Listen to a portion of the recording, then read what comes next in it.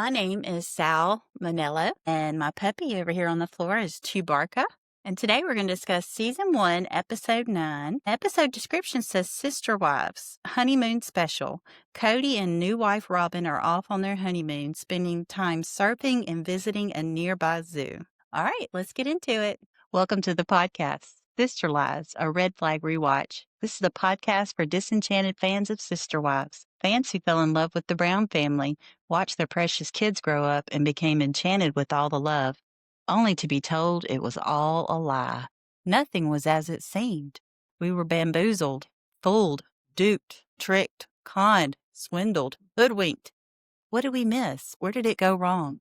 Come help me find out as we watch from the beginning. So it starts out, Kody and Robyn are in San Diego, California. And Kody says, so we're on our honeymoon. It's been a long wait, so here we are. So been going well. It's been easy. It's been fun. And they say the long wait kind of created a good foundation for our relationship. Robyn says it was a long time, 10 months. Yeah, that's a long time for in this community and this lifestyle. Most polygamists court for 60 to 90 days and then they're married. Robyn says it's been really difficult for the existing wives. Existing wives struggle with the idea of sitting there watching their husband be in a dating love situation with the girl that she's not married to because it's not a guarantee. When you're courting, you can always turn around and say, hey, this isn't going to work out for me, just like any other relationship. Kody says all that changes with marriage. That's my experience. She's in the wives club now, not a girlfriend or a fiance. She's a wife, and wives are comfortable with another wife. They're just not comfortable with a girlfriend or a fiance. And Robyn says, I specifically asked my mom to take care of my kids. I had Meri call me and say, hey, we missed the kids. Can we take them for a couple of days? And I was like, yeah, sure. So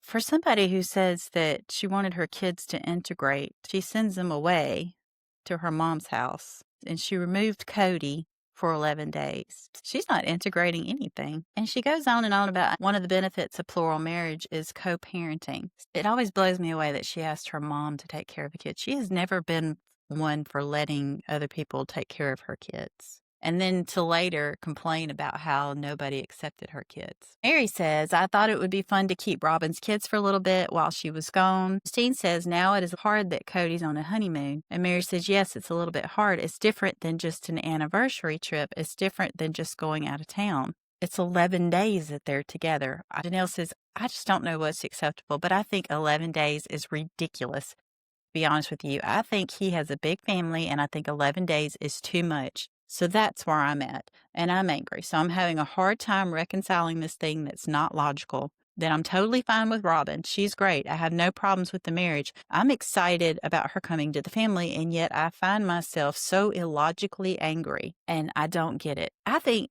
one of the reasons she's so angry is because she is a breadwinner and Kody is a breadwinner, and now Kody has left for half a month. Now she is the primary breadwinner, responsible now for the house and Robyn's house, Robyn's bills for half a month. The norm in all polygamy culture, according to Melanie from Notes to Self, she says the norm is a weekend. 3 to 4 days. You take off on a Friday and then you come back on Monday. That's what most polygamous people do because it's irresponsible to spend the money and to be away from your family that needs you. Robyn claims to be the authority on polygamy, yet she lets this happen. Christine says, no, I'm sorry. It is logical to be angry. Yes, it is. And Meri says, I mean, for the whole past year, they've been so many emotions, love and acceptance and jealousy and pain.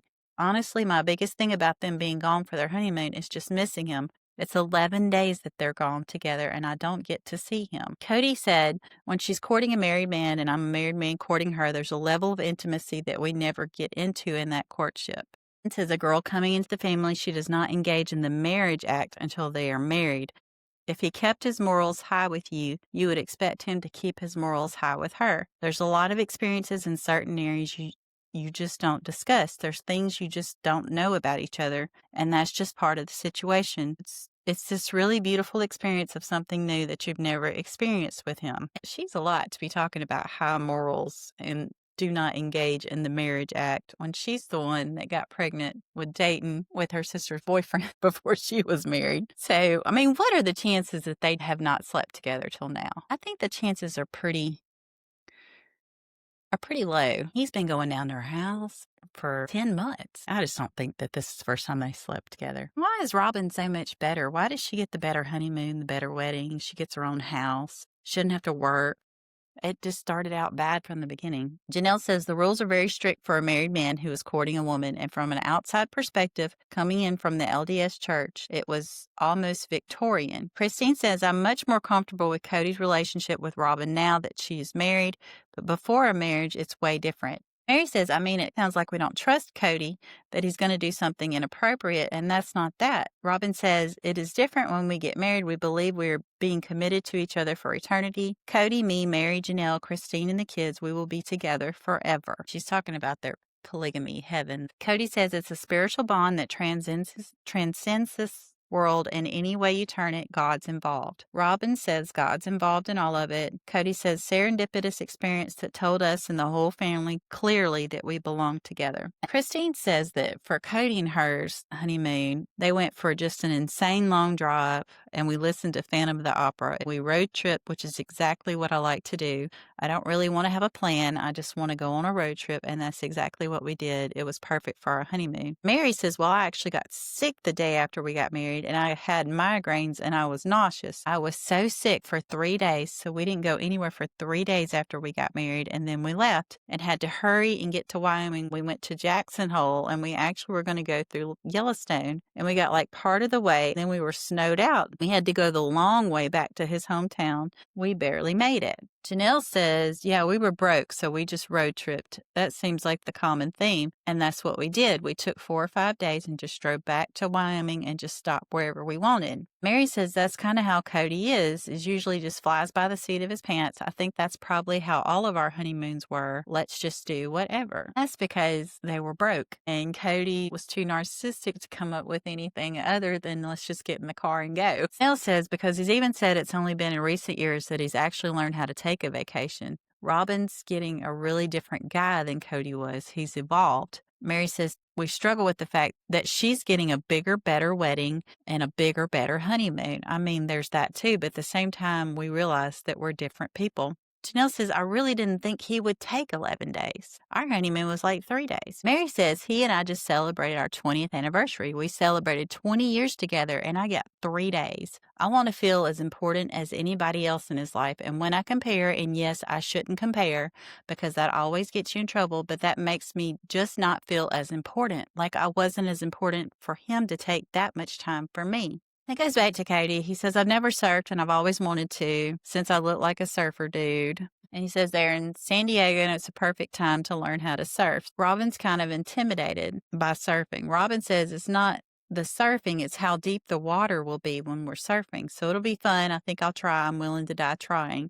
And Kody says, I think that's why she's nervous, the whole die trying thing. Kody says, even before I told her I wanted to go surfing, she had written in her life list that she wanted to go surfing. Robyn says, Kody comes to me without knowing this and says, you want to go surfing? I'm like, ha, do I ever? They go up to this little hut and the surfer dude says, welcome to Safari.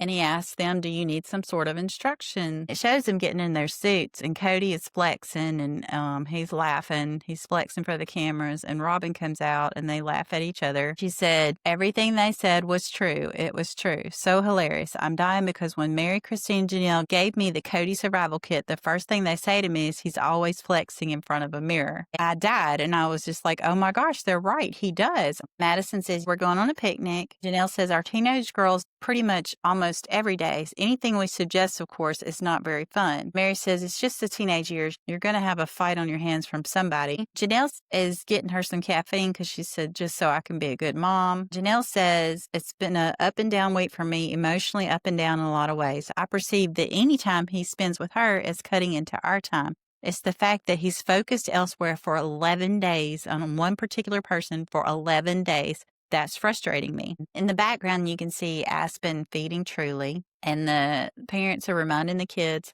there's no bathrooms in the mountains. Y'all need to go to the bathroom.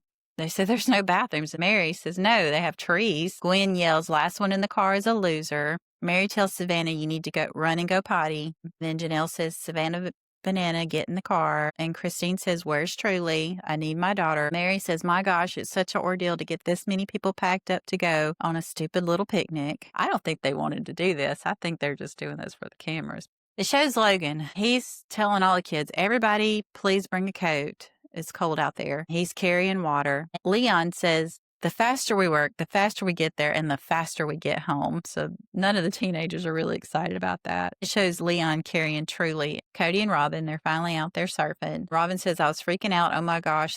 If you can't die about something on your life, what can you die for?" Kody says, "I got out there and he's teaching us how to do it, and I didn't get a hang. I was like, man, if I get up or not, I don't really care because I'm married and that's the most important thing. Robyn probably did a lot better than me. I just want to have fun." He didn't actually get up on the board. Dr. Adam was talking about this, and he says that he thinks that maybe Kody was a little embarrassed about not getting up on the board. He says he starts compensating by walking on his hands on the sand. Then he picks Robyn up over his head, and it looks like he almost dropped her. Robyn was looking pretty miserable. I mean, she's trying to look adventurous doing all this surfing, and later she's ziplining. And when is the last time any of these other wives got to do any of this stuff? I don't think Robyn wanted to do this, and I think Kody was embarrassed he couldn't do it. Kody says, "We're going to the San Diego Wild Animal Park to go on a tour." And then it shows Kody and Robyn. They don't think the cameras are watching, and they're behind a bush. And it looks like Kody is actually gnawing on Robyn's face. It was weird. They get on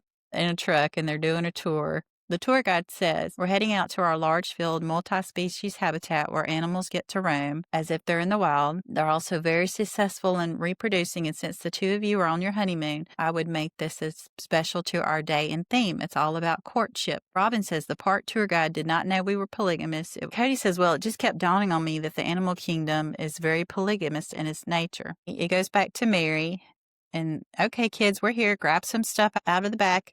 Janelle's telling the girls, "I don't want you playing in the rivers this time. The water is really cold." The girls look very disappointed. Maddie shuts Meri's door while she's still in the car and starts leaning against it. Like she didn't want Meri to get out. I bet those girls do want to play in the river. They just didn't want to deal with a bunch of wet, muddy girls while the cameras were there. And Janelle is explaining that the water is cold because snow is coming down from the mountain. And Meri hands a bag to Isabel and says, "This is glass and it has knives in it, so be very careful with it." This is one thing I've noticed about Maddie, is you don't really see her doing much childcare like Logan does. And you don't see her, like here in this episode, you don't really see her carrying things. And they don't really ask her to do a whole lot. So I think she's kind of set a precedent that she's not the one to ask to do things. And Brianna's not carrying anything. Meri says, "Logan, he just asked me if we brought wood, and I just stared at him, and he gave me like this look. Are you serious? We didn't bring wood." There's Logan. He's picking up a pile of leaves, and they're soaking wet. He says, "Does this look dry to you?" Like they expect him to start a fire, and they don't have anything to start a fire with because everything's wet. And they've got these giant marshmallows, which are fun, and the kids are all playing together. Christine says, "It's a relief how well the kids are getting along. Yeah, I really didn't know what I would expect. It's been almost too easy." Janelle says, "Yeah, I don't know. Maybe it's because our kids are their age." Then it goes back to Robyn and Kody, and they are slow dancing now, and Kody is still gnawing on Robyn's face. A guide says, "Welcome. We're going to take you up to the flight line." So it's a zip line. You're going to be soaring over part of the wild animal park, flying at roughly 40 miles per hour. Robyn says, "Cool, really?" Kody says, "Yeah, I'm excited now." Kody's saying he's not nervous. "It'll take a lot more to scare me. I've got 4 wives. Nothing scares me but poverty." Kody's strapped in. He goes, "Now, once they let this go, that's it. You're going to have to trust the equipment." He's talking to Robyn like he's already on special forces or something. Kody does this weird thing where he comes in with his legs wide apart like he's about to give birth. I don't know why he does it like that. Meri says, "I would love to zip line." Christine says, I think it might make me absolutely ill. I'm a chicken, though." Kody says, "I'm actually really good at this."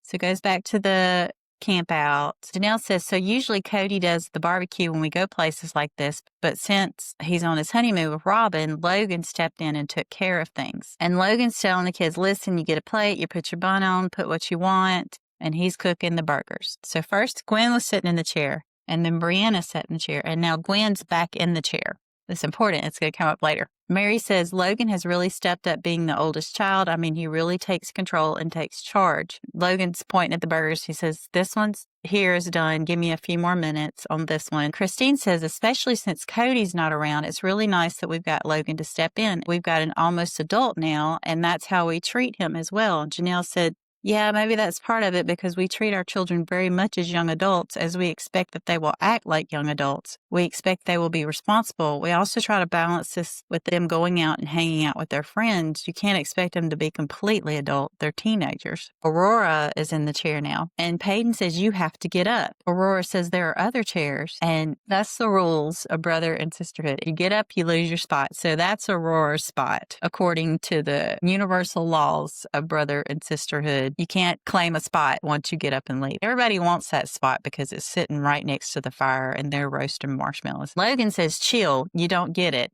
There's that spot there. And Peyton says, well, that's my spot. Logan says, deal with it. Tough, you don't get it anymore. And then Logan looks at the camera and says, yeah, it's almost too much power. I can't handle this, which is funny. And it's kind of sad that Logan's having to deal with this. I don't know why the moms are sitting over there in the corner. Okay. It shows Logan putting a burger on a plate that Aspen is holding. And he puts the burger on the plate and the burger falls to the ground. Who is at fault for the burger hitting the ground? Because Logan was telling Aspen it's your fault, and Aspen was telling Logan it's his fault. I looked at it. It shows Logan, he's checking the center of the hamburger and he says it looks good, and he goes to put it on Aspen's plate. But he does it from an elevation. He drops that burger onto Aspen's plate. He doesn't set the burger. It drops about 4 inches onto her bun. And it landed on the bun, but because he dropped it, the plate popped back up because Aspen was holding the edge of it. The burger popped back up and then hit the ground. So I think for me, if this was a court of law and whose fault it was 50-50 because Logan should not have dropped the burger. He should have set it on the bun because he caused the plate to bounce. Aspen should have been holding the plate a little bit better, but she did not expect to be thrown a burger. From video evidence that it was both of their faults that the burger hit the ground. It was no one person's fault. He shouldn't be dropping burgers from a height, and she should have held her plate better. That's my ruling on that. Christine said that Peyton picks on the girls sometimes. I'm kind of like, oh, that means they're integrating really well because he's treating them like sisters. Honestly, you were a true sister. Now you're getting picked on. That's kind of my perspective. And Janelle says, yeah, equal opportunity picking. Peyton, I don't think he has a very good relationship with a lot of his sisters. Him and Gwen don't get along, and he does pick on his sisters a lot. He probably thinks he's just having fun. It is kind of a rite of passage to get picked on, but these children were not raised in the ways of the Brown children. They are not used to getting picked on. They're used to being babied and coddled. For somebody to tell Aurora, you can't sit there, get up, that's just going to ruin her world. And that's just a Tuesday to the Brown kids. They don't care. So there is a bit of a difference there. Robyn's kids need to put up or shut up because if they really want to be part of this family, they've got to get some tough skin. Meri says, Kody and I, it's no secret we've had our serious issues because he and I need to focus on each other so that we can make us better, because when mine and his relationship is better, mine and their relationship is better, because seriously, when I'm mad at him, I detach from everybody and everything, including them, and I don't want to really have anything to do with the family. And Janelle says, I've been so impressed. I've never heard you talk so logically about your relationship as you have in the last 1 or 2 months. I'm like, wow, Meri, that's great insight, but you never used to be like that. Meri says, so you've always been a lot more independent, which is good, and I've always been more needy. She's talking about Janelle has been more independent and she's been more needy. Kody says, so far the honeymoon has been a lot of fun. We've done some things that we just wanted to be able to do together. We've been able to spend time just talking and not worry about when I have to be home. Robyn says there's little things you can't do unless you're married, just brushing your teeth together, things like that. So it's just sweet. It's very difficult to express how this honeymoon has been because of the fact that we have 3 beautiful women at home that love him besides me. He says it's all about sensitivity. Other people's feelings is always something you have to take into consideration in this lifestyle.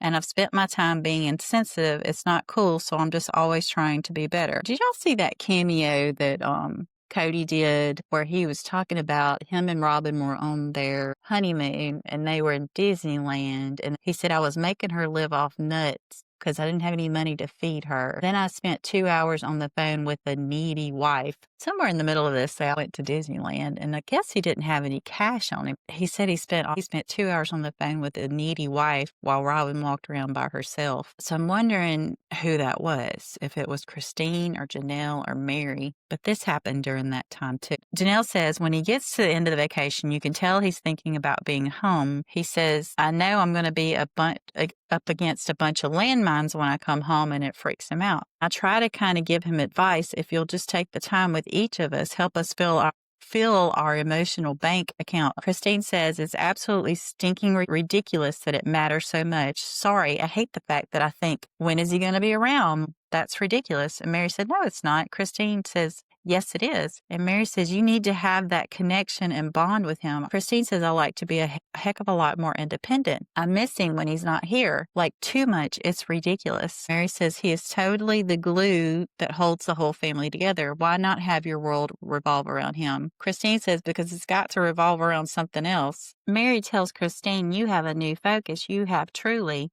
He has a new focus. Meri is just deep in this polygamous propaganda. Everything she says is just nauseating. He's totally the glue that holds the whole family together. Why not have your world revolve around him?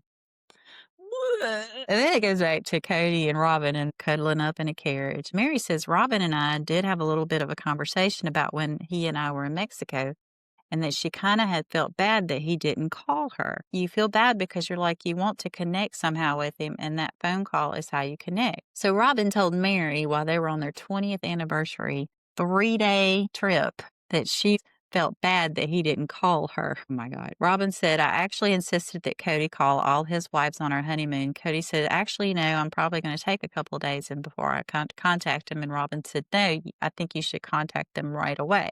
And Christine said, I know that she's made it a point to have him call more. He's talked to me for longer conversations than he ever has on vacation. Janelle says, I want to say I don't think it's all Robyn. Meri says, I agree with Janelle. I mean, Kody is growing himself and is improving himself. Janelle said, this has been a hard week for me because I've had emotional swings like way off the scale. It's not really jealousy, to be honest. I was just really, really angry with Kody for the first few days. I'll be really candid. I'll say this is not a good week for me. Janelle's still pissed here. She's mad. Kody says, I think it was yesterday. I took an hour. Yeah, everybody talked to him for a little bit. It took a few days before I could get a hold of Janelle. Janelle said, I ignored his calls for 3 days till he called me 5 or 6 times in a row. I finally picked up. He said all the right things and it was all better. That's me. That's real. That's me being real. Not a lot of people out there are going to understand that I'm choosing this and I have these great relationships and I have this great family. Kody says, I have to become better. Now Robyn is able to actually say, hey, dude, you know, it's time for you to grow up. Robyn says they need to feel connected to you, especially when you're with me, because I know how important it is for me to feel connected to you. And I've always wondered about this. Robyn insisting that Kody call his wives. I told you my theory about what makes Robyn excited is the fact that another woman wants him. I think that really turns her on. She likes the idea of Kody calling his wives while she's on a honeymoon with him. I think she wanted to stand in that bathroom looking in that mirror doing her hair while he talked on the phone to these other wives, talking to other women that miss him while she's on the honeymoon with him. I just question her motives as to why she was insisting that he call all of them right now. I don't trust her. I don't trust her. It goes back to Janelle and they're at home. She's getting them ready for bed. Kody says those 7 days were hard on me when Janelle didn't want to talk to me. So at first, he says 3 days, and Janelle says 5 days. Now he's saying 7 days. How many days was it? There's a 3 and a 5 and a 7 days. So now Kody's saying those 7 days were hard on me when Janelle didn't want to talk to me. Janelle said I was mad. I mean, I'm even a little angry right now when I think about it. So I must not be admitting or processing something. So it shows Janelle going around making up the beds. Janelle tells Savannah to go in the bathroom and change. You can see Savannah's bedroom and there's like words of aspiration all over the walls. And she shares a bedroom with Madison. They have a bunk bed. Janelle says it wasn't ever this giggly flowers and hearts I mean, that wasn't us. I mean, I've had relationships in the past like that. I don't have that relationship with Kody. Kody says, I've always wanted to be more romantic with her, even though she's not necessarily romantic. I can make more of an effort. You kind of get in your own grooves. And it shows sweet Savannah. She's waiting for the bathroom. Danelle tells her to use another bathroom. Kody says, what happens is she's never been romantically inclined, but she sees something happening romantically and goes, I'm missing that. So that's his way of saying she's jealous. Janelle says, to say that's why I was mad, I don't think so. I don't think it was because the relationships are different. I think it was more me just coming to terms with where I still fit in the picture. Kody says, Janelle, you will always be my best friend. Janelle says, we really ultimately are best friends. We talk about everything and anything, and we've talked for a long time. Christine says, Janelle, your relationship with Kody was always something I was jealous over because I was never valued as an intellectual. Meri says, I see how he is with each of you guys. It's the grass is always greener, and it's hard for you to see what it is. Meri to Leon says, I'm going to bed, and you still have a little homework to do. And she says a little bit, and she goes to bed. Christine to Isabel says that she loves her, and Savannah's on the top bunk. She's getting tucked in, being so cute. Kody says, hey, Robyn, I'm going to call home. Take a few minutes and at least make one phone call. Kody says to Meri, hey, how's it going? Anyway, I want to see if you're doing good, see that you're happy, and I'm missing you. I'll bet you're happy about that. Meri says very little yes, yeah. She's not really saying a whole lot. He says, well, remember what I told you about the dreams and probably change them a little bit? Why would he say that? Probably change your dreams a little bit. I love you. I got to go. And Meri says, so soon? And Kody's like, yeah.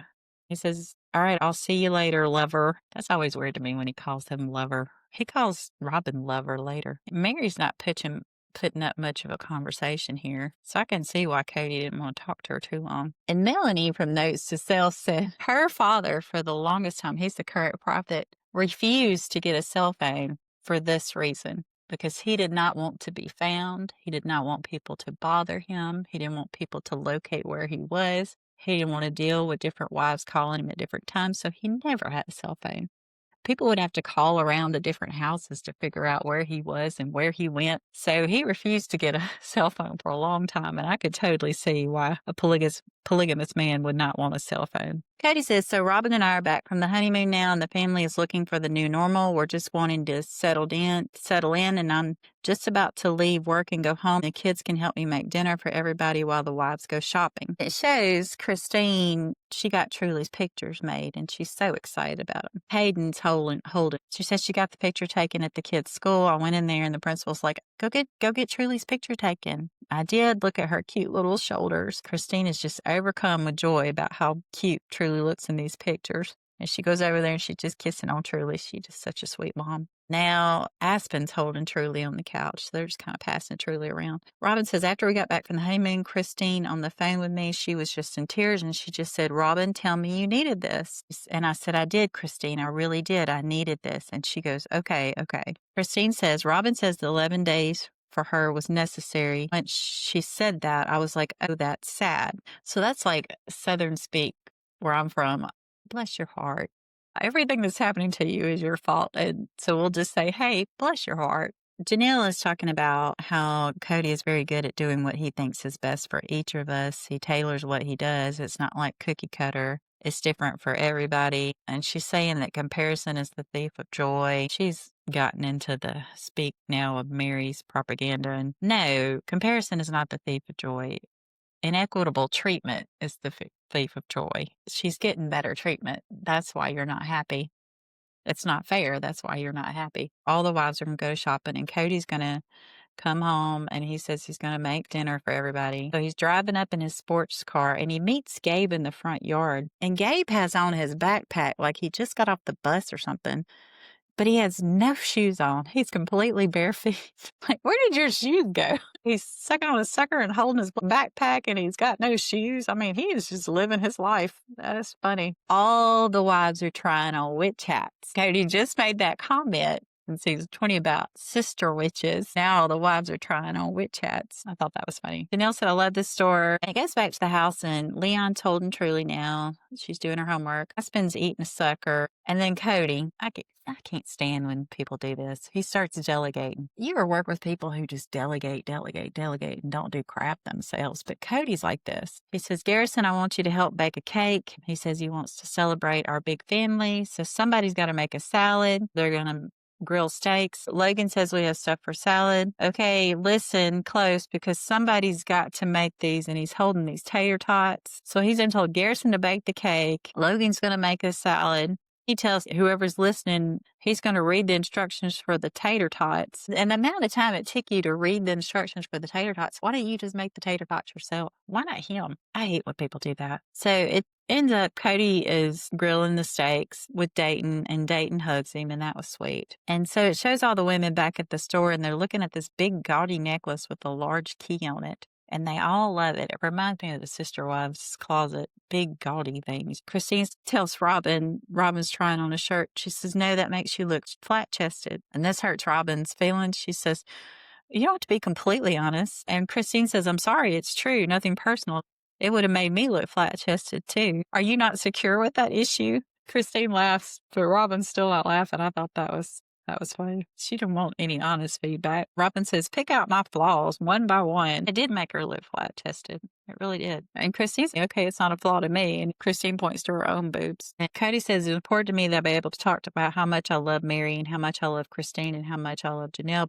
Robyn says, I love to know that he's loving his other wives because that means he'll love me too. I bet you love to know that. Robyn's trying on something else, and Christine says, see, that's really cute. And Kody says loving more than one wife is really not far than loving more than one child. When truly scrumptious comes into the family, it's this beautiful experience and everyone's in love with her and she's cute as can be. She's not taking anything from Logan. You know, Logan's still the man. And so when Robyn comes in the family, she's not taking anything away from anybody else. I still have as much love and affection for Meri, Janelle, and Christine as I ever did. No, loving wives is not the same as loving kids because you can leave a wife, but you're not supposed to leave your kids. I don't think he understands that. I don't think he understands that at all. And so the women come home and Logan's at the stove cooking. Kelty and Leon are at the counter with Isabel. They're eating bowls of ice cream. Christine says to Kody, this is really sweet. Thank you. And Christine said, I think we are forgiving more, we're loving more, definitely accepting Robyn as a wife instead of a girlfriend. And Brianna is holding Truly, and Truly is grinning. Dayton and Gabe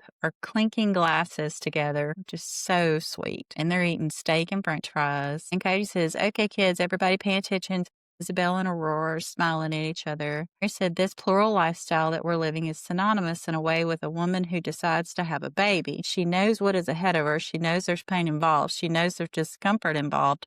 But at the end of it, she has this beautiful blessing that's kind of our situation is right now. A lot of pain and we've got a lot of discomfort that we're dealing with. But I think at the end of it, I think we're going to have something that's really special for us. So they're all looking at a cake and the candles are lit. And Dayton looks over at Gwen and he covers her mouth because she's about to blow out all the candles. He can tell this heifer's about to blow out all the candles. And they were told not to.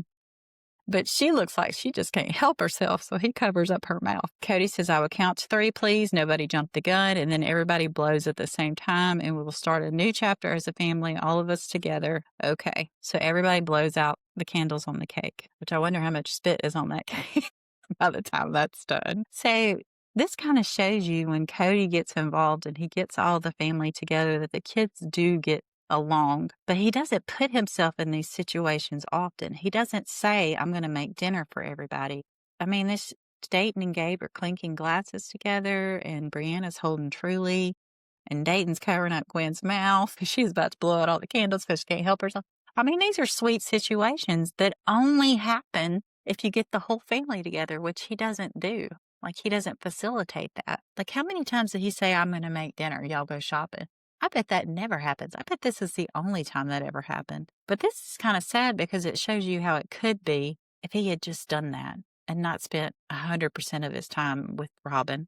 That's kind of sad. That is the end of that. And this is the part of the podcast where I come up with my own tell-all question. We're going to fast forward to now, and we're going to sit Kody down, and we're going to say, you and Robyn taking an 11-day honeymoon was a point of contention. Not many people felt that that was fair or the right thing to do, but you did it anyway. So let's fast forward to Isabel has to get on a plane and get back surgery for her scoliosis. This is causing her intense pain. You say you can't go. In reality, the actual time she was in the hospital was about 5 days. You say you can't go because you can't be away from the family. Why was it okay for you to go on an 11-day honeymoon with Robyn away from all of your family and a newborn child who was only weeks old? Why was it okay to leave Janelle to be the head of the household and pay all the bills for half a month? Why was that okay